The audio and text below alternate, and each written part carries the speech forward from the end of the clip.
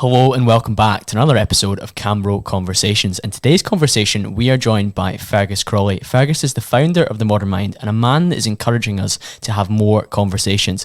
What a better way to have conversations than in the podcast room in Glasgow and with this high quality equipment. So hopefully you're enjoying the crisp audio that's coming your way. Fergus, thanks for joining me. Thank you for having me. Great to be here. And I can confirm the audio is crisp. Pleased with ourselves. Zoom does a job, and you and I were talking before we hit record about the fact that during the pandemic I was very much bashing the recordings out over Zoom, and that did a job. But it's nice when you can get together with somebody that's based in Scotland as well, sit down and just chat, and it's a lot more informal as well. It is. I think it'd be rude not to in Scotland, because I often laugh at the fact that Edinburgh and Glasgow in reality are so close together, but you'd never just think to pop through. Like when I lived in London, Finsbury Park to Brixton, for example, was 40 minutes on the tube, and I'd pop there to see my mate for a pint. Whereas you'd never think, I'm going to jump on the train from Queen Street to Haymarket and go for a pint with my mate, would you? 48 minutes in the train from... I know. Yeah. But no, happy to be here. Second time in Glasgow in the past fortnight, which is rare for me. But glad to be sitting down with you. Yeah, fantastic, Fergus. And so I've introduced you there as the founder of The Modern Mind, and we were joking before we hit record about how on earth do we introduce a man that has his finger in so many pies. But equally, there is a bit more alignment now than there has been in the past in terms of what you're doing. Like everything's now feeding towards one area. What is that one area, would you say? To be succinct, interesting question. I think the past 3 years I've kind of been on this accidental trajectory towards focusing on hybrid performance from a training point of view, using that as a method of communication for people pushing their boundaries, which also ties in with the mental health and general mindset conversations that I like to push from a messaging point of view because of the experience in my past that we'll talk about, I'm sure. But generally speaking, everything is now seen from the same hymn sheet, which is just encouraging people to be a bit more open-minded in simple terms, whether that's to training, whether that's to their own mental health, whether that's to their horizons, whether that's to their job, whether that's to their relationships. I've made a series of mistakes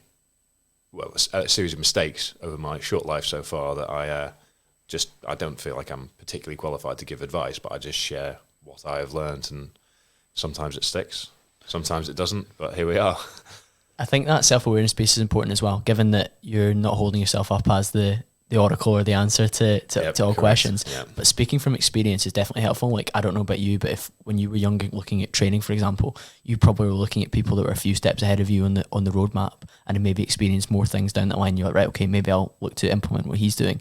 And it can be the same when it comes to mindset, the same when it comes to business. And you're not necessarily looking for somebody that is like I said, the oracle that knows absolutely everything. You're just looking for somebody that's a bit further down that line that you can be like, right, okay, well, he's experienced this and this, and he's done this and this moving forward.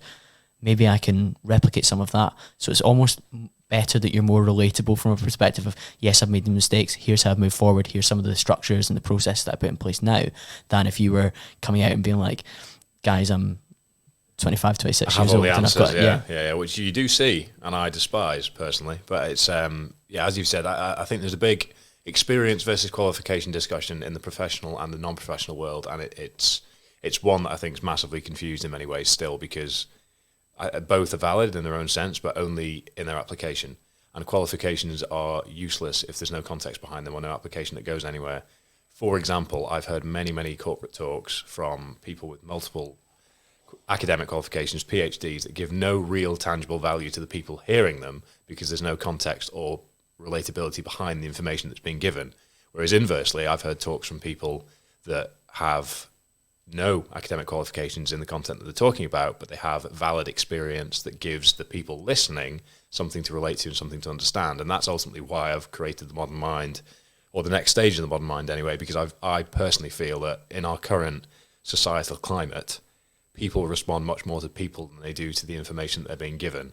And experience validates qualification, but qualification doesn't validate experience, is the way that I view it. I think a lot of my experience as well mirrors what you've said there in terms of that reassurance that somebody's been there and done it. Like, you can walk the walk, talk the talk, etc., etc. And all these phrases we can throw about all day, but they actually have to skin in the game. Yeah. They have to mean something, though, don't they? And I completely agree. Like, when you have somebody in to speak to you within your your office and you're like, right, okay, this guy's legit because he's done this and this. But equally, if somebody just pulls out their qualification sheet and then expects you to show some respect for it, then it's the same old, isn't it? Like you can't expect.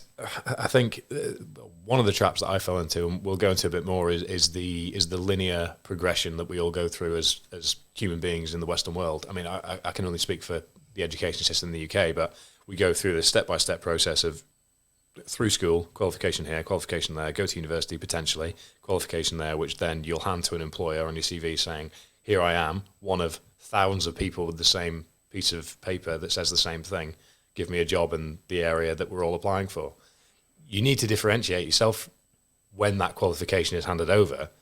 Otherwise, you're just the same as everyone else. So I think, it sounds like I could be bashing qualifications here, but I think we're sometimes too dogmatic in putting all our faith in a piece of paper, a certificate, when in reality, walking the walk, having experienced those things and actually applying the learnings of the qualifications that we operate within are what's more valid. And I can speak to that from personal experience. I mean, my degree is in theology and religion, and that qualifies me to have pretty profound conversations a few pints deep. But beyond that, it's useless. Like, I'm not afraid to say it's useless, but all it was here's a university certificate that I can hand over to an employer on a CV. And I didn't get my job because of that certificate. My original corporate job with Heineken, I got it because of the other stuff that I do. And every conversation I've had with professionals that I personally admire since then, they haven't been scrutinising the details of my CV and the little dotted I's and crossed T's and, well, when did you complete that qualification and what were you doing at the time? It was a case of, oh, well, that's interesting. Great, you've got that. That's the baseline. But what else do you do? And it's person to person. I think that the people are interested in people. And I think too often we forget that. Just apply data to ultimately human individuals. And I think it's, especially recently, it's important to remember that we are best connected person to person. Yeah, completely agree. I was wrapped in that there, to be fair, because there's so many different directions I can go with that when my mind's going at the moment. But the first of those is that this traditional path that we go on and this traditional linear progression and success is exactly as you've outlined, particularly from people from the particular backgrounds that we were maybe speaking from, Fergus, where you go to a relatively good school, you get the hires, GCSEs or A-levels that you need to go to the best possible university you can get, where you can get the best possible piece of paper that opens the door to the best possible grad scheme, and then you go from there. And then you're dead. Yeah, that's the way it goes. It's working for retirement rather than being present, and that's what. I mean, I've learned it through a negative experience, but it's. I realised it wasn't for me, and I'm now taking the steps to sort of find, well, to break the cycle of always looking to the future and trying to enjoy the here and now a little bit more. Yeah, and I think that's very healthy. And I was laughing when you're saying about a theology degree. Mine's a politics degree. The majority of my corporate career, and for 7 years I've worked in insurance, and I'm working in student accommodation and furniture. So it's nothing to do with the fact that I was particularly well read on Marx and Aristotle. Yep. It's more to do with the fact that my people skills when I was at university, my presenting, my ability to take large amounts of information and put it into a succinct argument. Yep. And some of that's translated over into the social stuff that I do as well. But it's really funny how I think I can see some parallels with yourself, and obviously you had a much more negative experience at university than I did, or elements of it anyway. But I just found university was a means to an end. I just needed that bit of paper from a Russell Group institution to get into certain jobs. That was all I was thinking, which is, I don't think that's the way that we should look at education. It's why spend 3 years of your life and 27 grand if you weren't from Scotland and went to a Scottish university to just coast for 3 years for a piece of paper?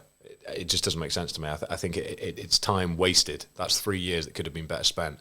And for years, I mean, I've always been torn. And there's some people that finish Russell Group universities that turn their noses up at people that haven't gone to university. But my entire 3 years at university, I thought, Christ, I wish I'd done a vocational degree or done an apprenticeship or something, because I'd actually be progressing. I'd actually be moving forwards in my life now, rather than just sitting here for 3 years, watching people get drunk around me, getting drunk myself, and actually not really going anywhere. I was still training. I was training for powerlifting at the time, but my academic progress was purely box ticking. It wasn't actual meaningful development as an individual. And the questions that I asked were all negative. Why am I doing this? How is this helping me? And then after a while, you can only go through that for so long before the means to an end becomes, you don't see the ends to justify the means anymore. And when you hit that, what are you doing? What are you doing? And that was the question that I was faced with. I mean, from almost 3 weeks into university. 3 weeks in, that's quick, isn't it? Yeah. Because you sobered up after Freshers Week, and then you're like, right, okay, what's going on here? Even Freshers Week, I didn't feel. I just didn't feel like I was in the right place. I wasn't around the right people, and the way the system was at Durham with the collegiate system, you basically had a university within a university, which I didn't realise. Which college were you at? I was St Cuthbert's to start with, but I was at for anyone that knows, I was at the second site that was down by the racecourse. No, not that far away. But there's the Bailey colleges in Durham, which are on the sort of the main old traditional high street, sort of right in the thick of it, which is where St Cuthbert's is, and then they've got a self-catering college down by the racecourse with the sports pitches, and I chose that because it was self-catering, not because of any of the attributes of the college itself. Was this the fitness lifestyle that was... Correct, yeah, correct. So, I mean, my 17, 18 at school, I used to have a little pair of Joseph expandable scales that I took with me to the school lunch hall because I was so focused on my fitness from that young an age, and I chose self-catering because I thought I want to be in control of my food. Simple. Not realising that the identities of the people around you, the personalities of the people around you, largely were dictated by the college that you were in. So very quickly I felt like I wasn't around like-minded people, and I turned up to my course, and straight away I realised it was mostly philosophy, religion, rather than the historical sort of analytical side of things, which I more enjoyed. Didn't have a team sport because powerlifting, weightlifting wasn't a part of the university at all. Tried to start something and was told there was just no space. There was no facilities. There wasn't even a squat rack in the main university gym for the first 3 months that I was at Durham. A university the size of Durham, and yeah. Well, if you were in one of the sports teams, you had this wonderful S&C centre, but if you weren't, you had nothing. Wild. And yeah, straight away I was like, right, well, this is what I expected. This isn't what I worked hard to get to. When all my mates at the universities that had worked less hard than me were having a great time, had made loads of friends, we're in a sports team, we're doing well, we're enjoying the course. And I was like, well, I've been sold a lie here. Yeah. And rather than doing anything about it, I then sat back and thought, is what it is. If you admit that you were wrong, then you'll look like a dickhead because this was what you were hell-bent on achieving. You've now achieved it. So to detract from that is admitting that you were wrong. Admitting that you're wrong is letting yourself down. Letting yourself down is being a failure. And then the spiral began, kind of. Seeing that inability to step back and maybe drop out, for example, that would not fit with the narrative of I'm Fergus and I progress and I succeed.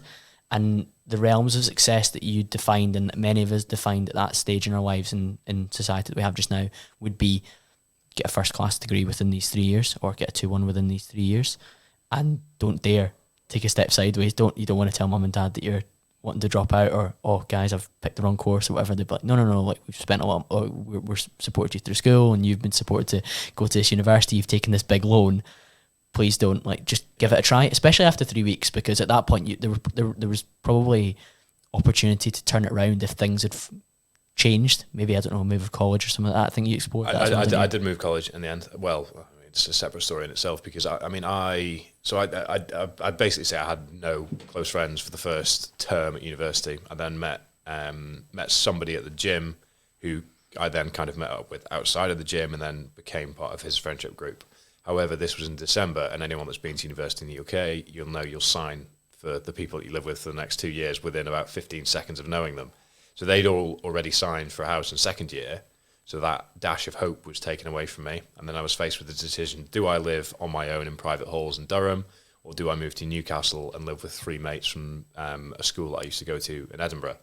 And I chose the latter based on the fact that I'd rather be around people rather than be pointed at as the guy living on his own in private halls, not in any of our houses, because I knew that would socially isolate me even more.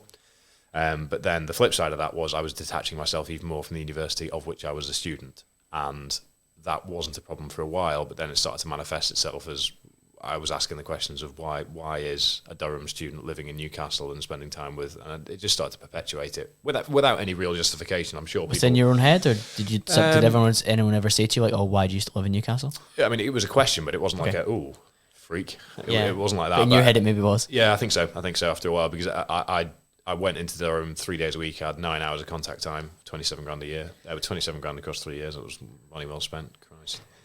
And I just felt more and more detached. I'd go in on the train in the morning. I think it was Monday, Tuesday, and Thursday. I'd go to my lecture, go to my seminar. I'd then sit in a Starbucks, the same one every time, get the work that I needed to be done that day, go home, and I'd either train or I'd kind of try and box everything off in Durham itself, and then that'd be it. No interaction, nothing else, because the timetables of the guys that I was friends with, they were all doing things together. They were at the library most of the day, but because I wasn't on their timetable, etc., I was always at the loop. And then I gave up on trying to get in the loop after a while. And then, things started to, those 3 weeks that I first mentioned, from the off, I started to feel very lonely, very isolated. But the way that I was at the time, as we've said, I wasn't willing to take a step back. I wasn't willing to admit that actually I was in the wrong position. And that's where, retrospectively, it's been diagnosed that I started to suffer with depression. Retrospectively, because it was a long, long time before I actually had anyone give me a diagnosis, because I didn't tell anyone about the experience I was having. So October 2014 was when I started university. I'd say by November I was suffering from depression. And then, first year was first year. I got through it. I did end up moving college in the exam term of first year, although in December I was told I'd be able to move college, but it didn't happen until the final term because of paperwork. Oh, it's very difficult to do all this, all that. And the second I said, well, actually, I think I'm suffering with mental health, it happened in 3 days. So... And that was back then as well, which I think we hopefully move forward since then too. But even still, the guidance counsellor at the college doesn't need to be a genius to have been, like the conversations we were having, I had to explicitly say that it was affecting me in that way for him to actually pull his finger out. Even though at that point, I in my head, I felt like I was saying it as a... you were hinting at it. As a way out. Like I didn't... In my head, it wasn't... In my head, it wasn't a real thing. Like in my head, I didn't actually want to say out loud I was suffering with my mental health, because I didn't believe that I was. But I felt if I said that might get me to move college, which I think is what I need to do. So I said it and it happened. But the fact it turned around so quickly when I said that was just insulting upon reflection. So I moved college, but then everyone was in exams. So it was kind of pointless anyway, because everybody was on their own timetables. Everyone was very hardworking, and I wasn't actually spending time with the people that I moved college to be with. And I went from self-catering to not self-catering, and it was kind of just... not out of the frying pan into the fire, but it wasn't the change that I hoped it would be. Summer holidays of that year, I can't actually really remember what I did, to be honest. And I'll probably take that as a good thing, as it wasn't an overly negative nor an overly positive experience, but I was just in this haze of early phase depression, I guess. Started second year, enjoyed being in Newcastle for quite a while. I could go out with people, I could spend time with people. Food and drink scene in Newcastle is incredible. Biggest city to be a part of. Grew up in Edinburgh, always liked the city. Was living in Jesmond, which is a beautiful part of Newcastle, and just enjoyed it for a bit, and then was going to a proper gym. I was travelling 30 minutes on the metro and 15-minute walk each direction each day, so it was a big part of my day. And one of my flatmates started coming with me, so I actually had somebody to do something with, and just got on with my work for a while. And then we sort of hit the second half of that year, and then everybody's work ramped up, everybody's timetable changed, and all of a sudden I was sort of spending a lot more time on my own. Everybody's timetable meant that we weren't doing things together really, and when we were doing things together, or people were doing things in little satellite groups that I was bolted onto. So I'd get more and more uncomfortable explaining who I was and why I was there, because I felt uncomfortable with it personally. Yeah. Whether they were reading into it the same way as I was, probably not. But at that point, I was in enough of a depressive state that it started to manifest itself negatively. And I should say at this point, I had not confronted this with anyone in terms of opening about it. And I had not, until depression started to affect me physically in sort of exam season of 2016, when I couldn't sleep properly, I could barely eat. I was getting split in half by 100 kilos, warming up on my squats, just furious. Which, based on previous performances, I was squatting 230 at the time. Yeah. So it was just, it didn't make any sense. And when it started to affect me physically, it was the first time in my life that I acknowledged that depression and mental health was actually a thing. Because up until that point, I'd been very, very in the mindset that it was an excuse for weak-minded people, a way of people avoiding responsibility, because I was stuck in this perpetual, I don't want to use the phrase toxic masculinity, because I think it's very, very confused in terms of how it's portrayed in the media, but my perception of masculinity was toxic. Would you say like maybe more like rugby lad culture? Like I played rugby when I was younger as well, and it was a bit like that. I think it was more the... I don't know, it was more the person that I wanted to be. The person I wanted to be was this infallible, wealthy, successful man. And that meant that I couldn't all my edges had to be hard. I couldn't give anything away. I couldn't reveal any weakness. All this stuff. So this is what I was referring to before. Everything I was doing was based on my perception and my ambitions for my future, rather than what I was doing in the here and now.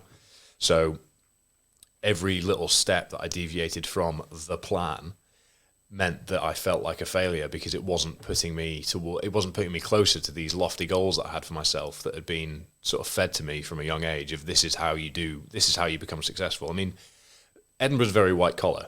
What I like about Glasgow, what I like about Liverpool and other cities is you meet people and they're not all senior partners at EY, they're not all MDs at Deloitte. You hear people that have got these stories to tell of how they've become successful, enjoy what they're doing. But growing up in a white collar city, I think made me very, very... The only world that I knew was the white collar linear progression one. And I think from a young age, my first school, I did fuck all work. And I was on the verge of being expelled because I was so disruptive. I heard you say this before, and it's so strange when you look at who you are now. But that's, again... that's what's crazy is I was almost expelled. I was basically told, leave or be expelled. I got in with a crowd. I was impressionable. I got in with a bad crowd, and basically some people tried to pin some stuff on me that wasn't me at all. And then because I was kind of the fall guy, all the parents bought into it, and it just became a mess. And it was horrible for my parents, but I can't deny that I was a dickhead of a child. I wasn't working hard. I was wasting my parents' time, money, effort, support. Moved to school with smaller class sizes and the more integrated rugby environment, more sort of a hard-working environment where you can't just coast and get away with things, more of a caring and actually deliberated environment. And actually I then learnt how to learn, I'd say, ahead of my GCSEs. And then went from a kid that was probably not due to get any GCSEs and had no future at all. I was told that by teachers at the previous school, to I think I got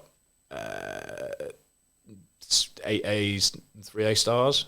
So I was buzzing with that, like absolutely. Yeah, like top performance, online to go to a Russell Group institution, which was success. Yeah, exactly. And then I learned how to learn. I got a taste of actually the gratification that came from doing some work, seeing the results, and actually shocking myself at the results that I did get. Because I thought, actually, hang on, if you do, it became 1 + 1 = 2 to me. And then we went into lower sixth, and I was doing 4 A levels, and this is the point where I had 3 concussions in 4 weeks playing rugby, which meant that I was told in no uncertain terms, no more contact sport for a while. That was a huge part of my life that was sort of put on the back burner.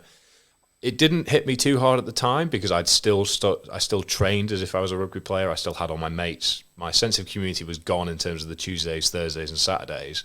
But I learned to fill that time by just pursuing health and fitness, learning about health and fitness, the bodybuilding.com forums, etc., at the time. So much so that I actually asked my parents, can I borrow some money to do a personal training qualification to further my education, not knowing how little education actually comes with a level 3 personal training qualification in the UK. But I got through that just from a place of passion. I went from 105 kilos at 15 years old to 76. I went all the way down, was running 37-minute 10Ks as well as weightlifting more frequently throughout the week than I should have been doing, basically the exact opposite of what I propose to people now. But just fell in love with the versatility of self-improvement and these metrics that came from running, lifting, calories, tracking, weights on the scale, progress, how I looked in the mirror, all this stuff. I became obsessed with it to the point where I started helping the first 15 with their S&C because I just absorbed information at this age, And as I said, I was very meticulous about calorie tracking. I was very meticulous about my programming from a very young age, and then fell into powerlifting with Andy Smith because we met at Virgin in Fountain Park, and he sort of brought me over to powerlifting from a more consistent point of view because I'd done one competition with GBPF, didn't enjoy it at all, no music, everybody thought they were like Arnold Schwarzenegger in terms of I didn't like the environment at all. I still don't like the environment of those competitions. And then Andy sort of brought me over to a different federation just for the sake of enjoyment, used deadlift bars, used wraps, really enjoyed it. And then thought, I'll do this for a few years. But the key thing was once I'd learned how to learn and sort of got that taste of success, the fitness then became one of the pillars of control that allowed me to really accelerate that success. So once we got to lower 6, upper 6, like even now, upon reflection, I don't think there is any way that I possibly could have worked harder in my lower six. I was the absolute optimal version, way before morning routines were cool, way before all this stuff was. I was so ahead of the curve at 17, which is mad to me thinking back now, because it all happened by accident. It didn't come from a self-help book. It just seemed logical. Probably weren't listening to like podcasts at that point or anything like that to direct you. Max Tuning, Guzman, forums, and just that was it. Like, but the school environment was so structured that I could put my structures around that structure, which was control. And then once I'd seen the delayed gratification from the hard work of the 2 years, having been basically a waste of space for 4 years, I then just went absolutely all in for my AS levels, and actually averaged 96% across the board in my 4 exams. Incredible. Got full marks in my English AS level, just purely by graph. Like this is the thing. I retain information well, but I say again, I could not possibly worked harder. I remember the Easter holidays, for example, the Easter holidays of before exams. I was sitting at the front desk in the house in Edinburgh, and it was 4 weeks Easter. I had a day-to-day plan from every single day of the Easter holidays before the Easter holidays started at that front desk. Day one of the Easter holidays, I sat down and I didn't deviate by a minute the entire Easter holidays. 17 years old. You respond really well to structure, you can see that. Yeah, which is crazy. But I was doing 9-hour days at my desk, 7 days a week over the Easter holidays. That was it. And I was 17, mate. Like, I don't know how I gave so much of a shit about this, but I just got a taste of purpose. I think it was just turning around and feeling that sense of purpose, but also feeling like I could not prove people wrong, but feeling like actually I was wrong in the sense that I felt like I was useless. So I kind of wanted to prove myself right, but also maybe a bit of an element of make up to my parents. And those results got me into the mix for Oxbridge. And then the school saw me as a statistic, obviously, as a potential statistic. So I went all in on trying to study English literature at Oxford. So started tailoring all my coursework around that, started doing loads of external reading on what could prepare me best for an interview. I went down and spoke with people that were sort of mutual friends to try and get ways around talking to them on this, talking to them on that. And mate, like I was locked in. It wasn't something that I felt I should be doing. It's something that I felt like I wanted to be doing. I was completely like it was my entire existence at such a young age. And you can probably see where this is going, because this is quite a stressful existence. And then didn't get an interview at Oxford because I think reading between the lines, it transpired I probably should have applied to Cambridge, because they put more emphasis on your AS results rather than your GCSEs, whereas Oxford, I mean, all these little bullshitty games you play for this linear progressive load of shite really is all it is. Yeah. But it's just, I was locked in. That first knock being my dad turning up at the door saying you haven't got in was a real punch in the gut. But I'd got to Durham, which was prestigious. I'd worked hard for it, and now I could coast for that sort of final year at university, because I needed like 50% of my exams to get what I needed. So I kind of scaled things back a little bit there, was very focused on fitness still, but I started drinking again. I started socializing a bit more. I started eating Nutella. I went from being orthorexic, I'd say, whereby completely focused on eating the same things at the same time every day, even though I was still like, I'd weigh a tin of tuna and weigh my mayo, even though it'd be the same thing that I'd eat at the same time every day, I'd still have to weigh it. But if it wasn't light mayo, I couldn't have it. If it wasn't the sweet corn that I put in my fitness pal before, the very, very specific orthorexic. I can sympathise entirely. I've had periods like that with my fitness pal. It happens, especially with personality types that... Yeah, you slip into it real easily. So then I went to university. I know we've gone on a massive little scale back here, but went to university. I've enjoyed it, don't worry, Fergus. I'm sure the listeners have too. That was the framework that I went into university with, which gives a bit more context as to why I was so disappointed when I turned up and it was just coasting, no academic 9 hours of class time though. And going from what you had. I went from 9 hours of work a day, minimum, plus everything else, to 9 hours a week. And with no reason, no incentives to push hard. You needed 40%. There was no, like, if you get 60%, you can do this class, you can accelerate here. There was none of that. 40% doesn't matter what you do. And I was like, well, and the first few essays I did, I got 65, 67. I thought, well, that was doing fuck all work. How little can I get away with here? And then I started thinking, well, you don't want to do a little. And I was doing extra work on Saturday nights and stuff, because that was just what I was used to doing. And then when I stopped doing that, I started feeling like a failure because I'd gone backwards. And then, as I said, all the stuff I mentioned before fell in. And then when I started to be affected by depression physically about 18 months later, that's when it became overwhelmingly real. And I say this all the time. Anyone that's listened to the podcast with me before will have heard this critical turning point, which is that a week went past, Sunday to Sunday, where I hadn't said a word out loud to anyone other than a cashier, barista, something like that. And when I realised that, I just felt so overwhelmingly isolated and alone. I remember pacing up and down my room, just wanting to call my mum, but trying to think of a reason to call her to talk about something without just sort of picking up the phone and having somebody on the other end. But then I didn't do it because I thought that she might figure out that something's wrong. And the exact timelines from that point, I'm not sure, but early May of 2016, it got to the point where that I decided to attempt to take my own life, and swallowed as many pills as I could get my hands on from as many sources as I could, drank what I think was about a litre of spirit, and hoped not to wake up. But what I sort of introspectively determined recently is that it was actually when I was talking to Roman Kemp off camera, was he asked me about the decision-making progress at the time, and what I realised is that I'd never consciously thought I want to die. I just consciously thought I want some peace. And it was a form of procrastination almost, in the sense that I wanted peace. How to do that? Shut everything off. What does that mean? Go unconscious. I didn't think you aren't going to wake. I didn't want to wake up, but in my head that didn't mean you are going to die.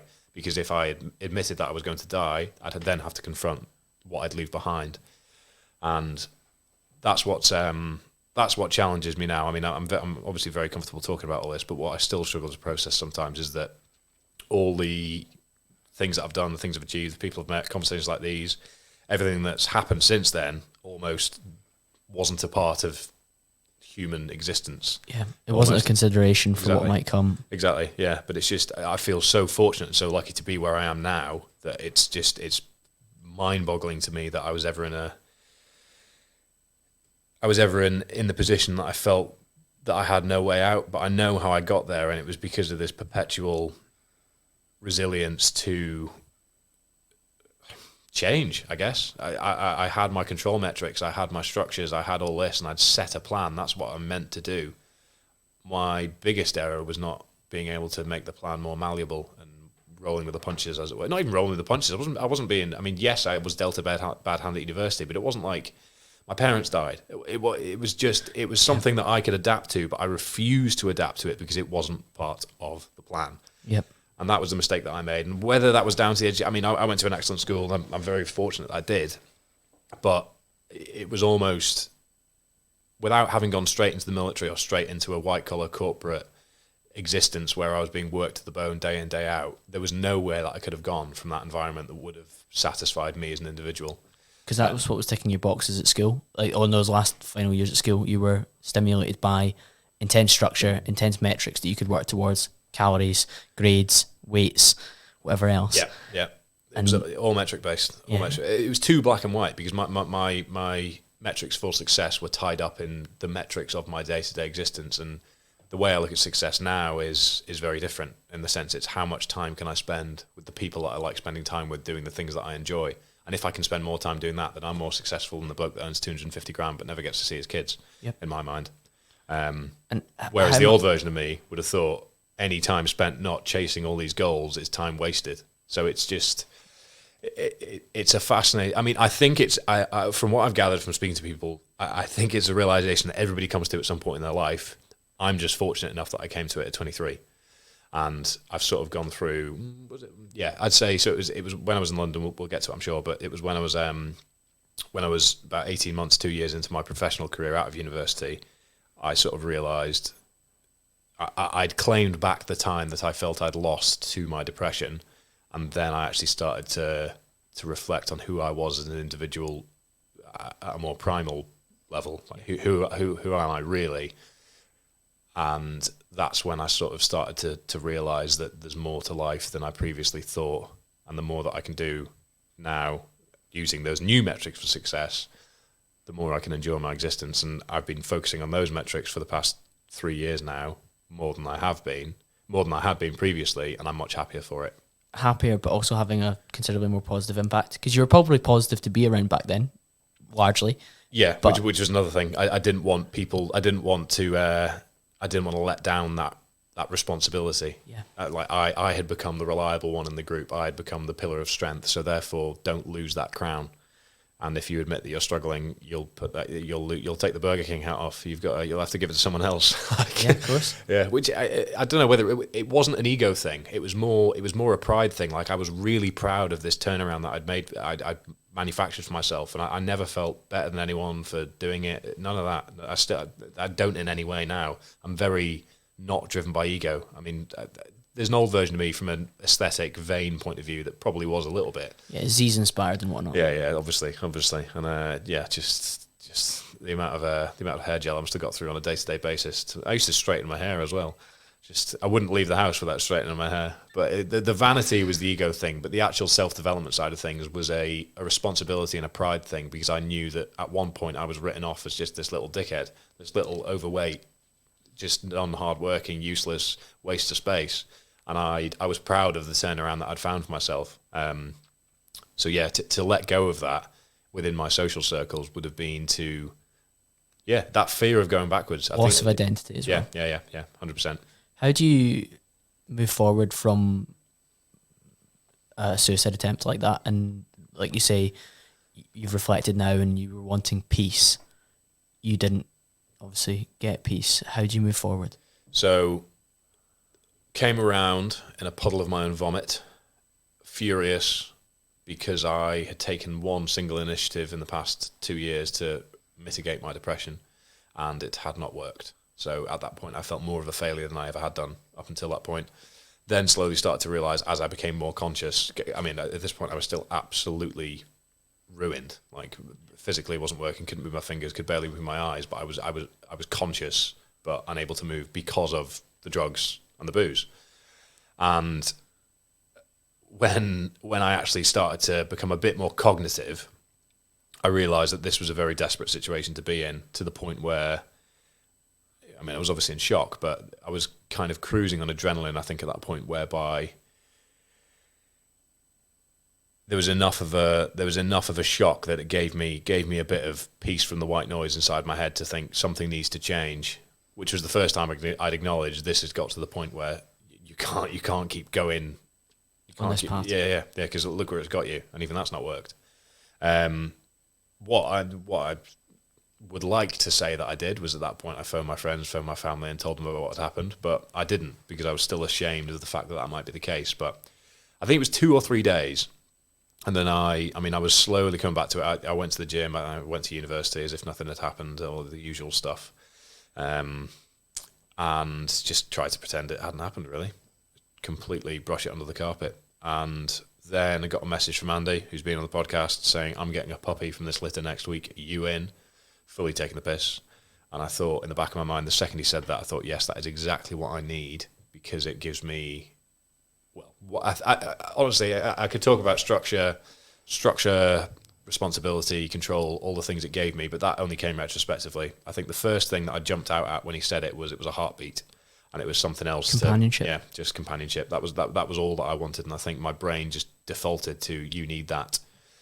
And then, once I had a 14-week-old French Bulldog puppy on a student loan 2 weeks later, obviously, this isn't something I recommend as a solution, by the way, but the point will shine through. But overnight, I went from having no structure, no routine, no purpose, to having all three of those things. I had a reason to get out of bed in the morning, I had a reason to get outside, I had a reason to walk, I had a reason to be alone with my own thoughts, I had something to laugh at, something to smile with, etc., etc. And then what started to happen is, if you're walking around Newcastle with a 14-week-old French Bulldog puppy, people are going to talk to you. It's a very friendly part of the world, and I love Newcastle, still do. But it wasn't like, oh, how are you doing? Oh, yeah, no, I've had a really tough time recently. It was just, oh, how old is he? What's he like? Is he toilet trained? But the key difference was I was talking to people. I didn't feel alone. I didn't feel isolated again. And before I knew it, that momentum built. And then I was sitting in coffee shops working rather than sitting in bed working. And then I made friends with the people in the coffee shop, and then there was a family that lived across the road that came in at the same time every day, and then we chatted every day, and then they decided in the mornings when I was working, they'd take Odie on a walk and bring him back. So I had uninterrupted work for university. I was working for university again, big tick.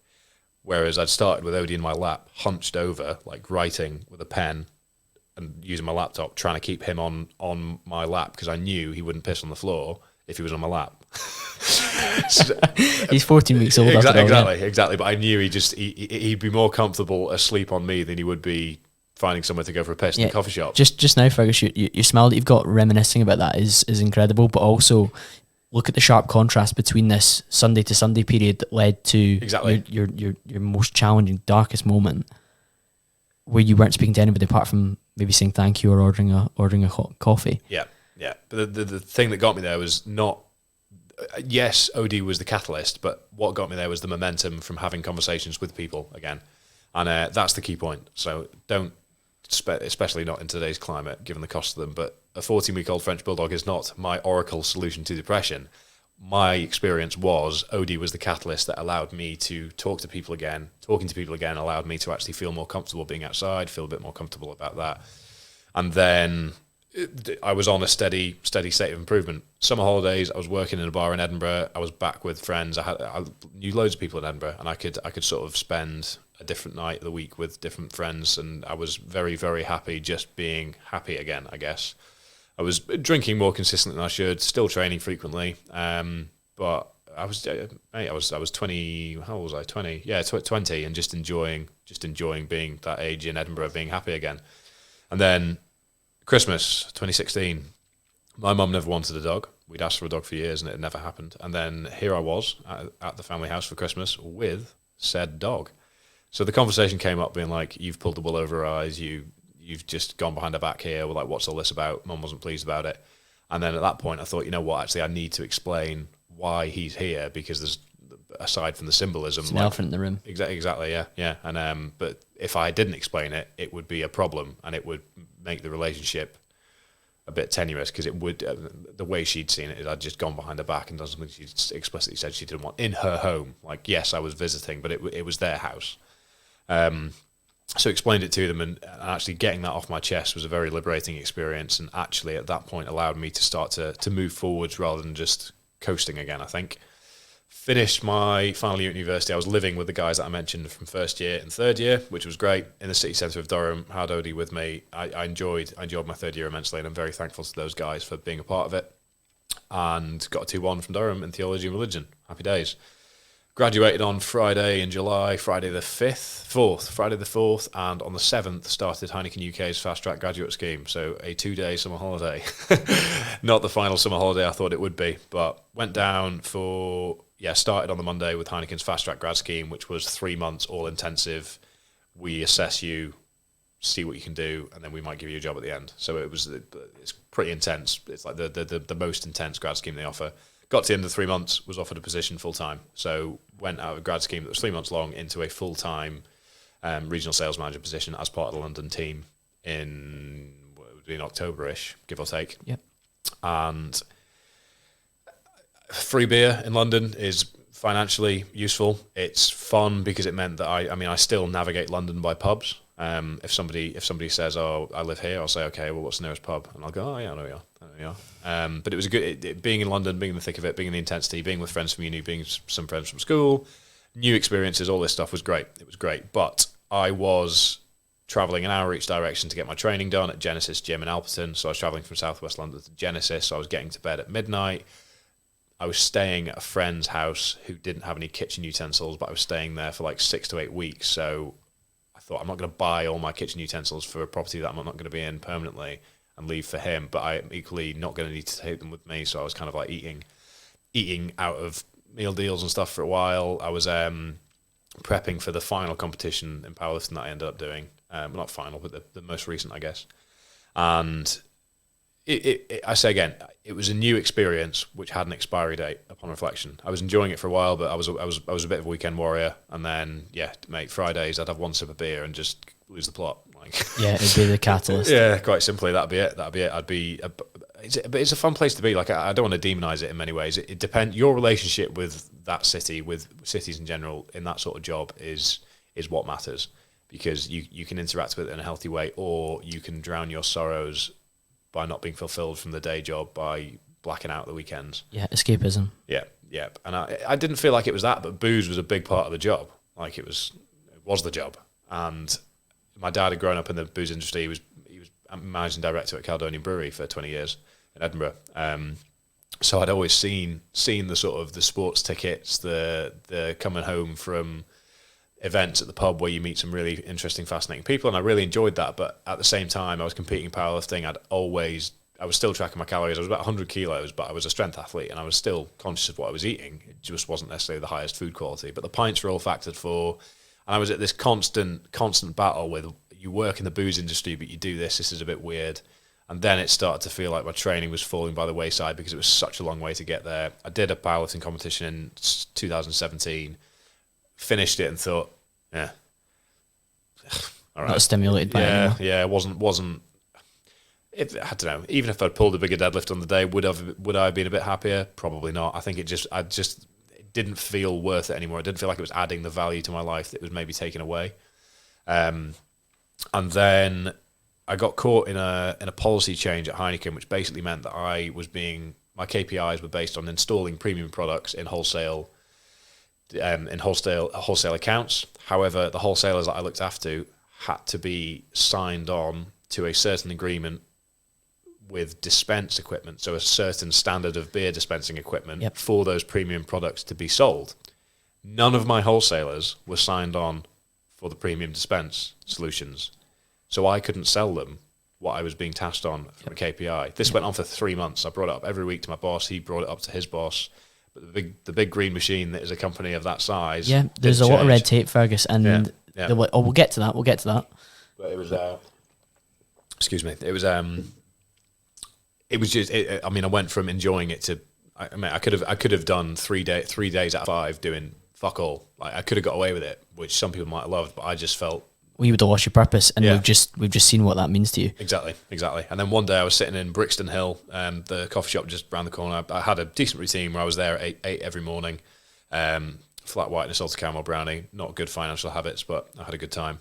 And one morning I opened my laptop up and I just got slammed with this white noise, like slammed with it, to the point where I almost felt like I was hot, claustrophobic, felt like I was fighting back tears in this coffee shop, just like, what the fuck was that?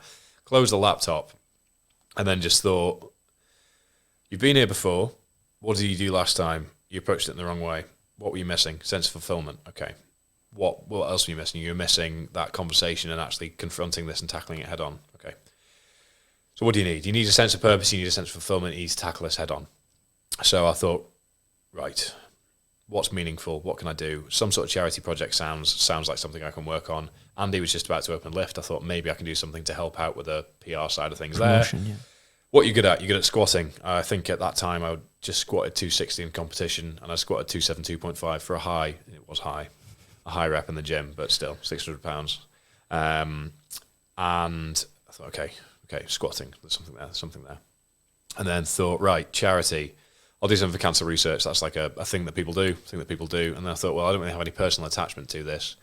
What about Movember? I've seen some stuff with them from rugby. I've grown a moustache last year. It's always been a part of rugby. It kind of like skyrocketed in early 2010s and then dipped for a bit and then came back with a vengeance. And I thought, right, I'll look it up. And then I quickly found out they've got cult status. They've got all these partnerships with these brands. They've got these amazing ambassadors, and they've got the Distinguished Gentleman's Ride, which is just cool. But in my mind, it wasn't just cool, but it also disguised a little bit the fact that I was going to be talking about sensitive male issues. Yeah. So in a more natural package. Exactly. The cult status of it almost deviated a little bit from the actual intentions. But I then basically started looking at projects I could do related to squatting with Movember. Saw that 500,000 men take their own lives every year around the world globally. That's a statistic that Movember uses as part of their marketing campaigns. I thought, right, obviously, you're going to try and squat 500,000 kilos in 24 hours. Logic takes you there, as it does. But phone Movember, told them this is what I want to do. Thought, okay, you're an idiot. They didn't say that. That's what I said to myself in the mirror most days. But it was they were completely on board, very supportive, came on board, and then I thought, right, okay, I'll put this out there, see what sticks.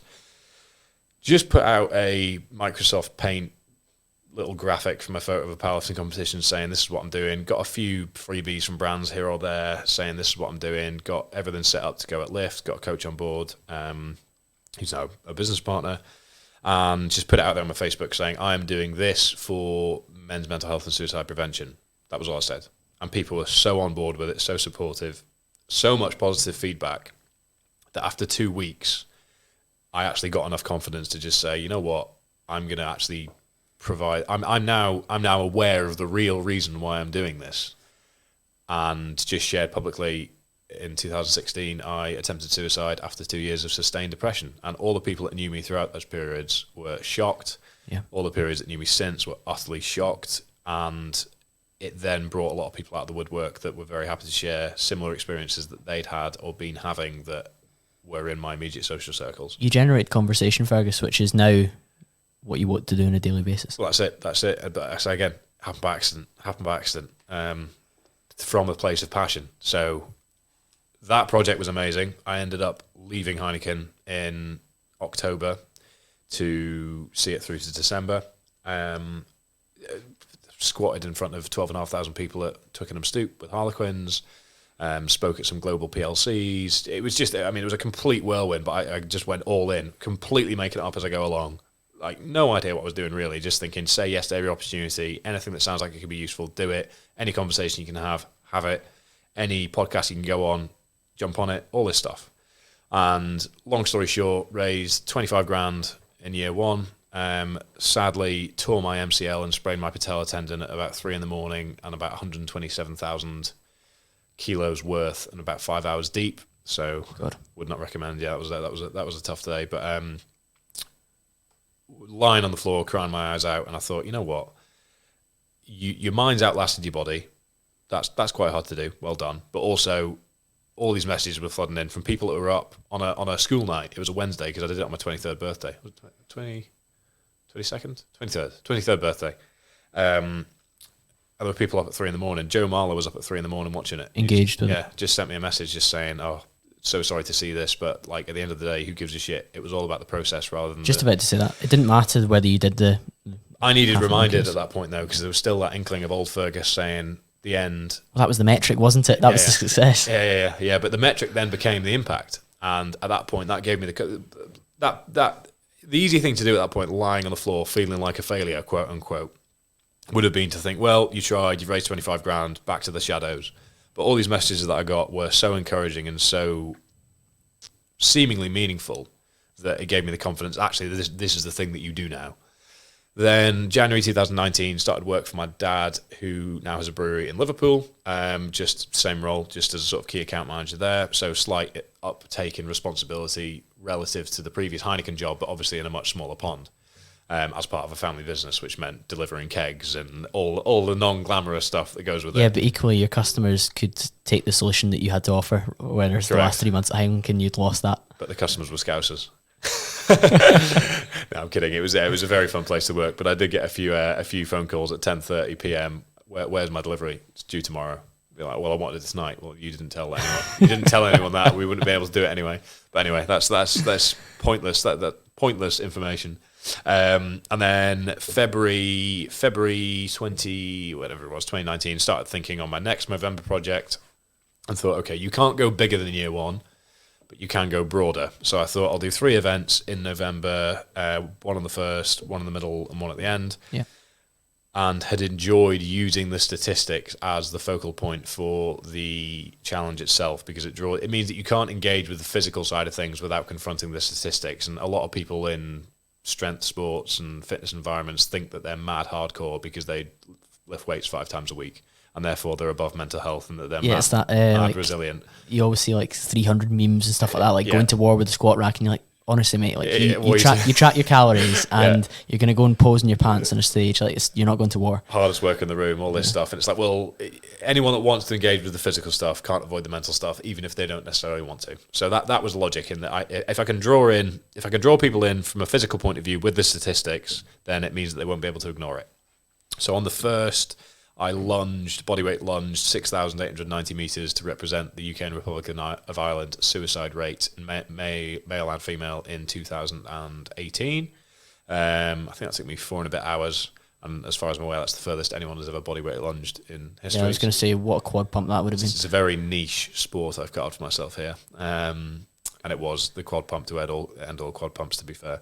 But also, I'd had my final training run the week before that, because it was the only way it fit in with training for the ultra that I did at the end of the month from Glasgow to Edinburgh. So the week before I did 6,890 lunges, I had ran 54 miles from Glasgow to Edinburgh overnight. So getting on, I'll get to that, but my legs were fatigued going into it. So the pace that I'd been doing in training was tanked as a result of the fatigue from the run, but I had to balance these things. And on the 17th, I organised a 13-hour workout with 30 men at WIT in London. So that was anyone from Ollie Marchand to Faisal, PMA Fitness, to Tom Kemp, who'd just been on the cover of Men's Health at the time. So it was a real good bunch of guys, all in the fitness space down there, coming together for this cause. Huge reach of the room. I think the reach of the room was about 2.5 million, and we raised almost 20 grand in a day. Right. Final piece of the puzzle was 29th to 30th of November was Loch Lomond. So basically the Ryle Denon car park at Loch Lomond, for Ben Lomond, to BT Murrayfield. So a 94-mile run. You were going to run that, okay. Yeah, 94-mile run to represent the 94 male suicides a week in respect to the 2018 statistics. And that took me 22 hours and 15 minutes. And at the end of that, I'd organised a event at Murrayfield with all the local charities, Edinburgh Rugby, some Scottish rugby players, all the local Edinburgh charities, Movember. Scott and Jenny Hastings spoke. We had a real range of people just sharing their stories, giving their insights. So a 2-hour event that about 140 people signed up for tickets for and came along, and then me arriving was sort of the kickoff for that event. So again, 150 people under one roof in Edinburgh just by putting some stuff out on social media and thinking, fuck it, let's give it a go. All happening, just flying by the seat of my pants, seeing what's happening, and that's what happened. So came in, very emotional, 22 hours and 15 minutes later was dick.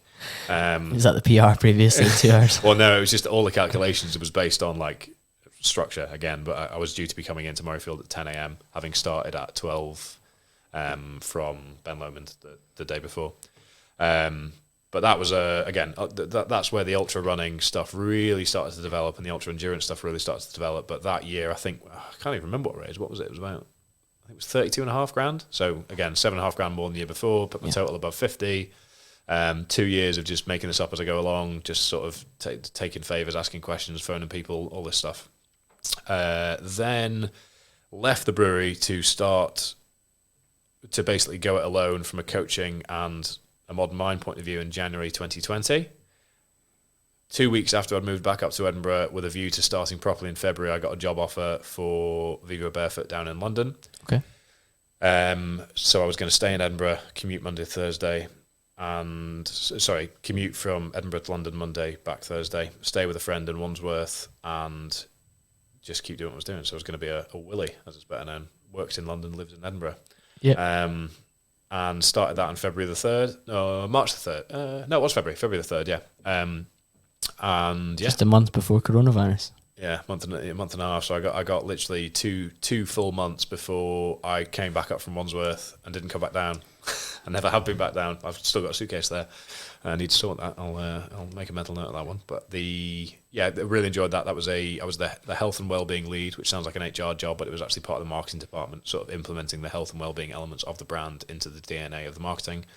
But then there were elements of events, elements of interaction, elements of community stuff that were a part of the role that then obviously changed as everything happened with Corona. But alongside that, I was keeping my training up. When I was moving, I was training for the Keltman and for a powerlifting competition, and just sort of a no charity challenge, but just from a I probably should have mentioned I did my first Ironman. Well, I did my first 2 Ironmans in May. April and May of 2019, whilst I was recovering from the knee injury before the lunges, the 13 hours, and the ultra. So that was my first dabbles with ultra full distance triathlons. Did the Lanzarote Ironman in May of 2019. I did a self-supported one before that as well.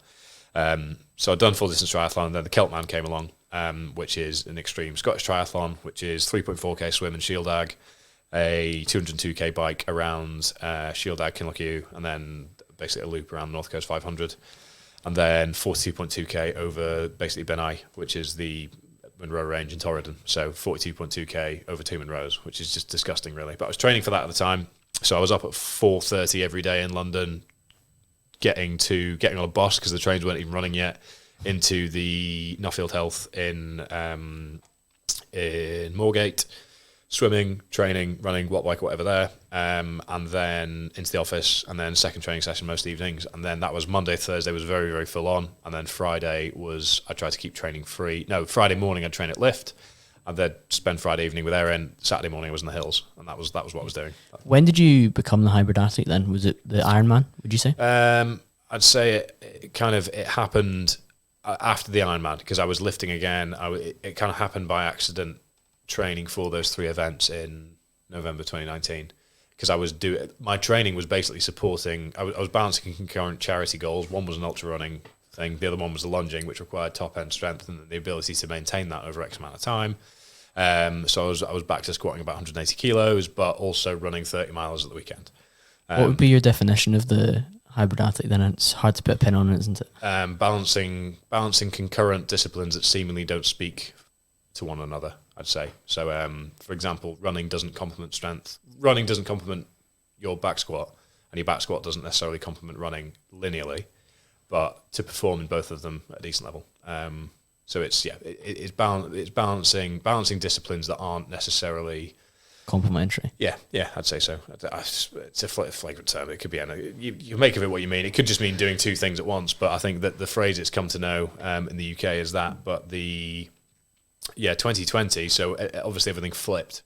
Went home, was working and living in Dalry, and then lockdown 1 happened. So we went down to my parents in Hoylake in the northwest because there was a gym. So we've got a gym at home, which Jamie and I have had for about 6 years there. And at that point I pivoted and thought, right, I'll keep training for the Celtman as if it's going to happen. Then it didn't. It was decided it wasn't happening, and then I'd always had in the back of my mind, because it had been spoken about at CrossFit Level 1 for a long time, the 500-pound squat and sub 5-minute mile, and I'd always thought that's something I've got in the bank at some point in my life, but there's no rush. Just keep it on the back burner. Have it on the list. There is a list. I do have a list. It's in my iPhone notes.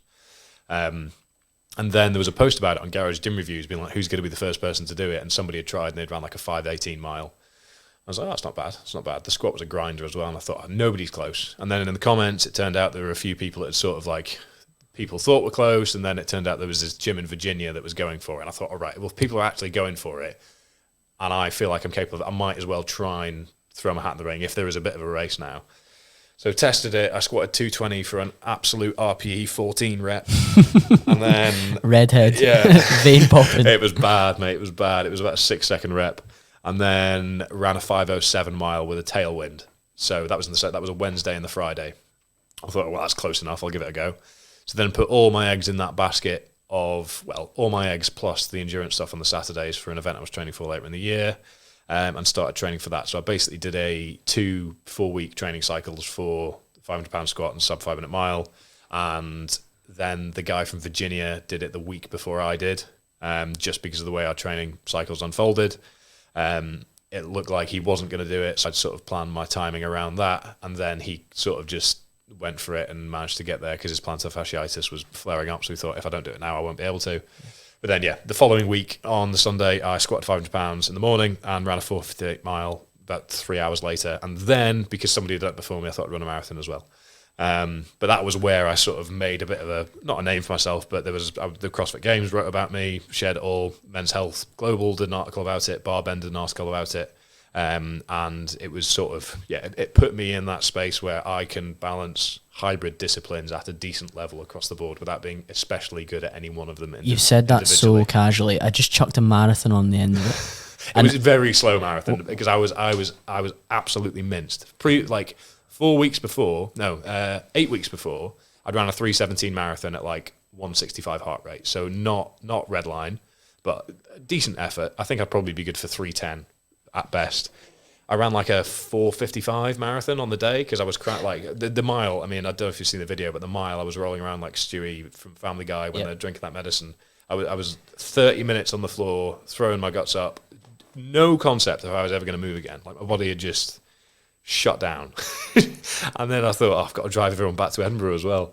So that, I mean, physiologically, I was ruined. So I knew going into the mile it was going to be tough. But cramps and everything were just brutal at that point, to the point where I had to slow down. But you almost feel you have to do these like more and more, I don't want to say bonkers, but more and more extreme challenges to generate conversation, which is the aim, and also generate fundraising for Yeah, I mean, that was separate in the sense that was a personal goal that people became invested in. And I never wanted it to be like me versus the American guy. At one point I thought it'd be fun to make it like that, but then thought, I don't really care. It's something that no one's ever done. It's a good opportunity for me to prove myself, I guess, as an athlete, which will then in turn prop up the future charity stuff that I do, rather than being necessarily completely interlinked. Because I mean, I could have been like, I'm doing this for this cause, but I wasn't. I was doing it because I wanted to squat 500 pounds, run a sub 5 minute mile because I thought I was capable of it. So to try and conflate those two would have been disingenuous of me. And I'm my number one virtue, my number one guiding principle is authenticity now. And if I was to try and shoehorn something in off the back of that, it would have been disingenuous. Yeah, fair. I can see that, and I think you're living authentically. And when it comes to that, one of the questions I've got for you is, what are you thinking about during these challenges? It may differ between different modalities, so running versus lifting. But what is the self-talk? What's going through your head? It's ever changing. It's ever changing. But what I will say is, I still refer to that. I refer to this a lot. But at one point, when my brother's a cricketer and he trains like an animal. But at one point, he did 60 minutes on the watt bike at the house. And this was when I was a strength athlete, and he came through to kitchen having done 60 minutes static on the watt bike. And I was like, how in the world can anybody possibly sit there for 60 minutes and just do the same modality at a steady pace? Fast forward 3 years later, and I've ran 94 miles in 22 hours and 15 minutes, and it's all this incremental building. It's progressive overload is all it is. Like I constantly remind myself that at one point in my life this was impossible, yet here I am doing 6 times what you once thought would have been just about killed you. And when I'm suffering, I have faith in the programming and the process, because I won't go into anything blind. I think people in the fitness industry as well, there seems to have been this weird tendency over lockdown to do challenges without doing any prep, thinking that that's a good thing to do, and then falling short and wondering why. Well, it's because you didn't like, you can't just run an ultra in the same way that you can't just squat 500 pounds. Like, there needs to be training for it, tapering ahead without wanting to criticize one corner of the fitness community too much. There was a bit of a tendency of people that sort of sat on the rowing machine occasionally thinking that they just had these unbelievable engines, which is discrediting the physiological adaptation required to be efficient in these things, in the same way that a runner can't just squat 180 kilos because he wants to think, or he's stubborn enough to squat 180 kilos. That's not how it works. But I think that's the bigger part of what I like to do, in the sense that I want people to explore training new ways and building out the process and the experience. And that's the experience is the key word there, because whenever I come to being in the bin, redlining, whatever it is, sleep deprived, in pain, all this stuff, it's not something I've done on a whim. There's meaning behind it. There's reason behind it, whether that's personal, whether it's community based. There is a bigger guiding principle than just doing it for the sake of doing it. And that's why I go back to that. If it's ego driven, it doesn't work.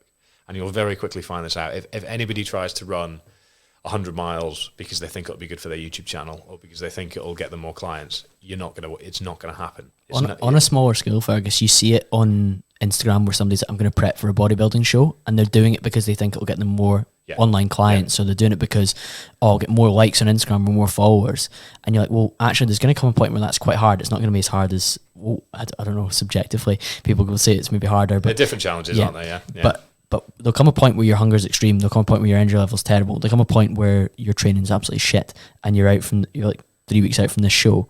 And if your like reason why is poor or not like wholesome, then you inevitably fail. Whereas you lose every time. You're coming from a place where, like you say, you either choose it from a personal perspective or a community perspective, and it's authentically a decision that you've made yourself, not just because you're like, oh well, I'll get another 1,000 views on YouTube if I run this marathon at the end of this challenge. It's all a byproduct. It's all a byproduct for me. I'm now in the position where social media and the YouTube side of things it helps with all the bigger stuff going on, but I've never really focused on metrics. Like my growth tracking is not focused on the arbitrary metrics of social media numbers and all this stuff. It's focused on actual meaningful figures. So the fundraising, but more importantly, the people impacted. And we set up an email account for Project Vertical in 2020, which had 633 emails in.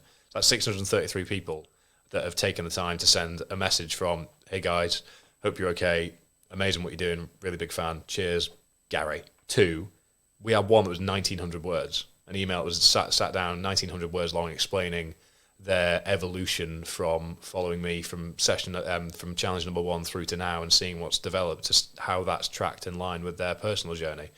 Fucking who cares about social media numbers or any of that shit when that's coming through? Yeah. That's why, and I need to remember as well, it's all a choice. Everything I'm doing is completely a choice. And if I'm thinking about quitting halfway through when I'm in the bin, what's the point in having started?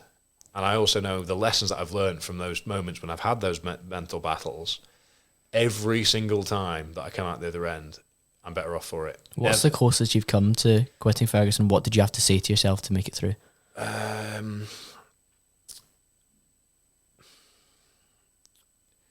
think there's two elements. One was a physiological thing in the sense that the final 140 meters of the mile, with 140 meters to go, at that point, I thought, up until that point, I would have told you that was my physiological 10 out of 10. And I was faced with the reality that I had 140 meters to go. So somehow just a decision was made at that point, being like, you can it here, you've given it your all, or you can just hold on and see how long you can. And I managed to hold on for another 140 meters to the point where the second I stopped, my body just shut down, like lactic, I couldn't move, I was throwing up, it was a complete red line. That was true 10 out of 10. So the decision I had there was my perception of limit was hit, but the willingness to explore beyond that was just from a place of see what happens. So I didn't necessarily think quit here, but the point that I would have previously referenced as my quitting point was a threshold that I surpassed. You hadn't explored that yet. You hadn't reached it. No. But I think from an actual quitting point of view, I think the Glasgow to Edinburgh Ultra, first time I did it, so that was my first sleep deprived. So it was October, mid-October. I got on the 9:15 train from Haymarket through, seeing students next to me drinking, being like, fucking, I'm coming back on foot. And like watching them being like, I'd rather just be having a pint now. But anyway, got off it was 10 till 8:15. I ran from basically the Union Canal the whole way through. And about 30 miles in, because I was completely self-supported, had all my water on me. I had like 9 kilos of additional weight that hadn't been used in my training up until that point. So 30 miles in, I felt like I'd ran 50 miles. And then I started to get into that real negative self-talk. Oh, you've made a mistake. You've miscalculated here. Maybe you should just call it short. And that 30 miles with the weight will equal the equivalent of 54 miles. But now a huge part of the training that we do with clients as well is that the part of the trial runs and the stuff is actually familiarizing with the environment, learning what that weight equals, learning how to fuel, learning when to eat, learning what to drink, learning how to carry it most effectively, learning that actually when you get to this junction, make sure you look left so a car doesn't hit you. And that like little things like that people discount when it comes to training. Training is preparation. And it's beyond the physical. Exactly. But I was purely in the mindset of, physically, I'm flagging, therefore this is over. Whereas there was still 24 miles of exploration and learnings for me to be had. So, I got through it because, one, it was 3 a.m. and I didn't have anyone to call. But two, because I searched, when I was in Falkirk, I searched a taxi number. And I hit call, it rang once, and I closed it and thought, nah. Crack on. Because that close to almost actioning. That was the closest. Given that exercise has formed such a large part of your life up until this point, and you're continuing to push yourself forward and explore the realms of what is possible, what role does it play day to day in your well-being? It's an anchor. It's a predictable part of my day, and it's a trackable metric that keeps me feel like I'm moving forwards, even if other elements of my life are moving backwards. So my training is very rigid, very meticulous, very analytical, to the point where if somebody says, oh, do you want to come on a 50 mile with me on the bike, or do you want to do a Metcon with me and my mates at this CrossFit gym, I say no, because it doesn't fit the program, and the balancing concurrent goals requires meticulous application. How far ahead are you planning? We'll build out sort of 12 weeks at a time, but then take it day by day. And if I have a terrible night's sleep, if 200 kilos on a squat one day feels like 20% harder than it should do, then we'll adjust the plan. But it's we set a framework, and then we take it moving forwards. But it's very dependent on systemic fatigue, very dependent upon perception of fatigue, very dependent upon external stresses. Because I mean, I'm very, very stressed with my professional life at the moment, which is having an impact on my training. And sometimes the worst thing that I can do on a Monday is send it around the track for 12 by 400 meters when I've had a mad stressful day, because systemically all that's going to do is tank me even further. So we need to rethink. But that's where most people go wrong when trying to balance strength and endurance goals, is that they either bolt 100% of a running program and 100% of a lifting program and put them together. You do the maths, that doesn't work. Or they feel that they need to be training all the time to be able to manage it, when in reality you only have so much adaptive energy each week. If you're overspilling that, you're not going to adapt, and you're just going to be perpetually tanking yourself, and you're not going to move forward. So I'm just trying to constantly hit that point where I'm progressing, adapting. But from my point of view, from a day-to-day, I mean, I'm paid by some people as an athlete. I have partnerships with brands. I have partnerships with even races now that are, they're media spots, I guess. But I need to take it seriously as it's a responsibility. Yeah, and exactly. you respond well to responsibility. I do, but it's also a stress, because it adds the layer of pressure. It's not a hobby where I get to do things on my own terms. I can't just sack off a training session because I'm stressed. It's sacking off a training session is like missing a day of work. And you can't just not show up for work one day. So for me, it requires planning as well. I mean, previous 2 weekends, I was up in Torridon Friday night, Saturday, Sunday camping. That's 6 hours, give or take, of planning, sorting everything, cleaning my bike, doing mechanicals, making sure I've got everything, ordering spares off the internet, checking my tent, finding my tent, getting stuff out of the attic, getting it all laid out, double checking, getting in the car, driving up, getting to Torridon, staying over, realising there's a last check-in time, so I couldn't stay in Inverness, all this stuff. And that is, it's easy to think, I mean, I fell into the trap with that as well. It's easy to think it's just a training session. But I left it until Friday afternoon to prep for that, because I was like, all right, box off your work, leave the gap, get it done, get in the car. But that meant that I deprioritised the training, deprioritised the prep, which meant that it fell down the pecking order, which meant that I was rushed, stressed, packing and prepping for it, which meant I went into the training session suboptimal in terms of mindset. So performance was impacted? No, because once I was moving, I was fine. But I was in the car and I had a lot of time to think about how much I actually would rather not be doing this right now. And then I started to think, well, maybe actually that's a sign that you should drop the volume a little bit, because this could end up ruining you. But it's part of the plan, and sometimes I need the training to ruin me, and I need to take a step back from the work stuff, because that's part of who I am now. I'm not saying for anyone in other jobs that's the same thing, but I'm balancing 2 jobs there in a sense. Yeah. But at the moment, with everything going on, laying the foundations of the businesses, etc., I'm finding that I'm deprioritizing the training. Well, I'm always doing it, and I'm always doing it to the prescribed level, but I'm not doing it at the time. I'm not giving the priority points in my day where I know I'm most effective to it.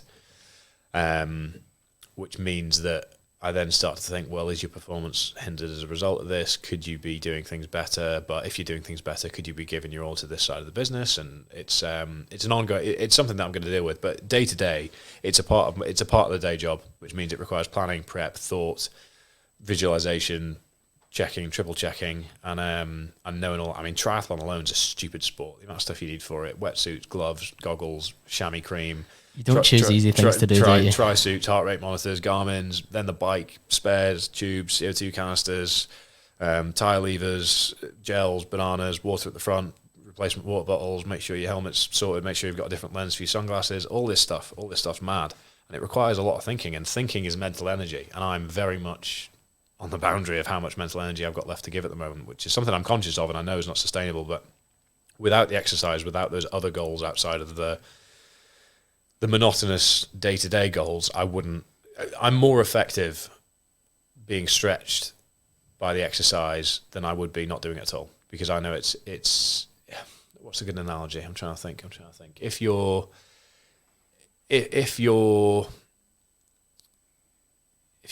cooking a meal and you're putting separate elements together towards an end, you need to give each element. So let's think of an example. Beef Wellington. You need to make sure that the beef's looked after first of all. You need to make sure that the pastry is well done. You need to make sure that the filling that goes around the beef is put together properly. You can't half-arse each of the element and expect the finished product to be excellent. You need to give each one the correct attention, the correct Can't just concentrate on the meat. Exactly. Read into that as you will. Depends on the time of the day, I guess. But it's a case of giving each one the right focus at the right time and making sure that then the finished product comes out as best it can. And you only get there through doing that over time. And beef Wellington's only as useful as it is with the pastry, in the same way that it's only as useful as it is with the filling, and it's only as useful as it is with the beef. And if I dropped the training, I'd be less useful in other elements of my life. So I'm conscious of that, but I know that if I give too much attention to any individual discipline, then it'll start to hinder the other, and the more that one is hindered, then the more it'll hinder the others. So it's a constant balancing act between the different elements of what I do. But I say again, I'm very lucky that I'm quite self-aware with it as a result of the experiences I've had. Yeah. I don't feel like I can give any advice for each individual other than sharing the experience that I've had on it, and that there's certain things that I believe are consistently valuable for us all as individuals. But yeah, just habits, discipline, setting structures, setting the right training programs in place, understanding your limitations, understanding what makes you happy, what is good for you, and actually focusing and over-indexing on those things, I think is very important. And I mean, I'm far from perfect on it. You'll find me on a Sunday almost paralyzed by stress, paralyzed by how on earth I'm going to get through the next week. I mean, I'm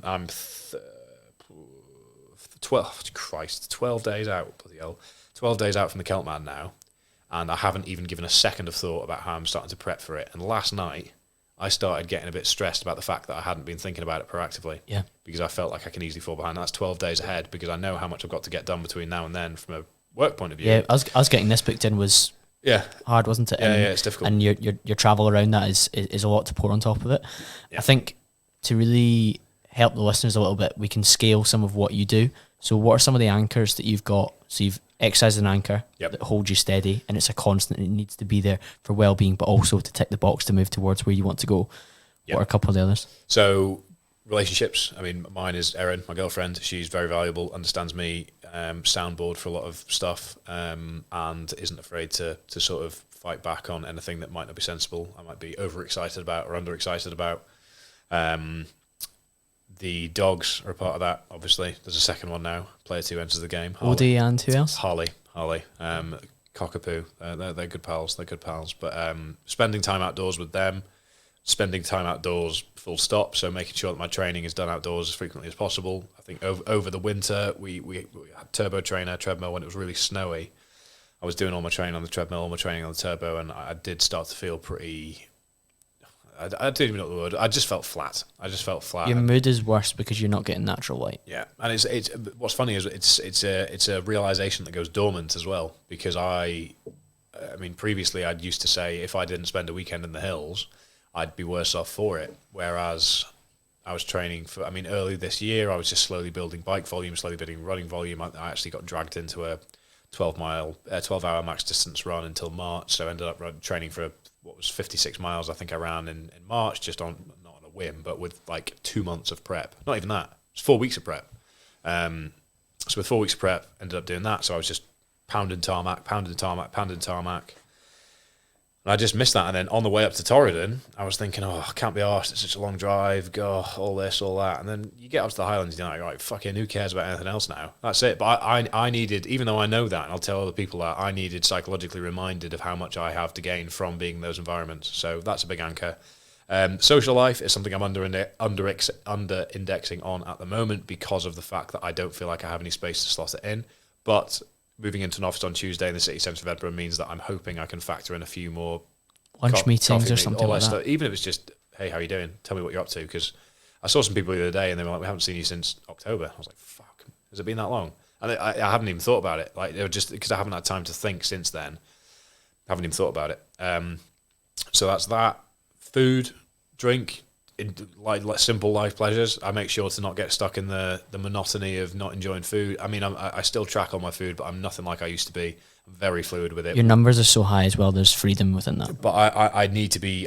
My actual BMR is very low for my body weight and output. Yeah. So when I'm dieting, I'll need to be down as low as 2200 base, and then I eat back 90% of what I burn from CV work. But you'd expect me to be at about a 2,500 maintenance according to the numbers online. But I know that I need to be a bit lower.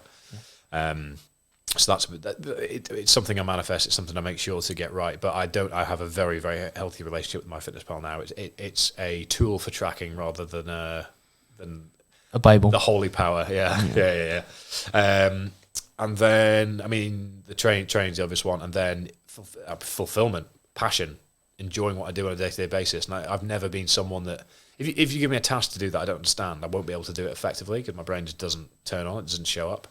Whereas if I'm passionate about something, if I understand the purpose, if I can build out a bit of a strategy and a bigger picture thinking around it, then I'll go all in, and that's what I'm doing now. So I'm very happy to be doing that. But for the context, it's been 3 years in a professional environment underpinning that financially and sort of to pay the bills principally, but knowing that I have to keep building everything in the background steadily, patiently. But I've only got as far as I did doing that because it was something I was genuinely passionate about and genuinely enjoyed. So I think I guess you could call it a side hustle that turned into a full-time career.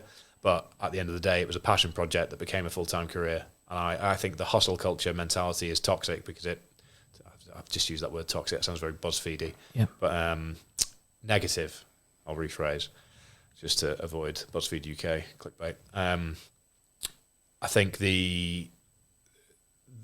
I think Gary Vee's full of shit. I think to summarise, discredits relationships, discredits spending time with people, just focuses on hustle, money, what you can build, etc. In reality, as human beings, that's not how we're wired. That's not how we work. And we're more effective as human beings when we're happier, we're more productive when we're happier, and we're happier when we're spending more time with people that we like spending time with, doing the things that we enjoy doing. And if you're hustling for something that is purely a means to an end, i.e. financially, you're only going to get so far. It's the same as me on a run in the sense that if I was 30 miles into a 54 miler and I didn't have a bigger picture, at that point, when I phoned the taxi in Falkirk, I would have gotten the taxi. That was the exact example I was going to come back at you with there, because it's nice that you've got that alignment within your head to say, oh, well, it's exactly the same as this because I've experienced this. And again, we're going back to experience rather than you coming at people from a soapbox. Yeah, that's it. And I think I in my past I've explored ways of making money on the side, but they don't stick unless it's easy money. But it's very difficult to make easy money without doing lots of work. Very difficult unless it's bending the rules. But you can't work hard unless you want to work hard for it, and you can only want to work hard for it if it's something you're passionate about or enjoy. And yes, you can be passionate about making money, but those people tend to be in cycles of, not fads, but in these sprint projects of I'm going to try and make money here. Okay, I've got a little bit, I'm going to try and put it there and do it that way.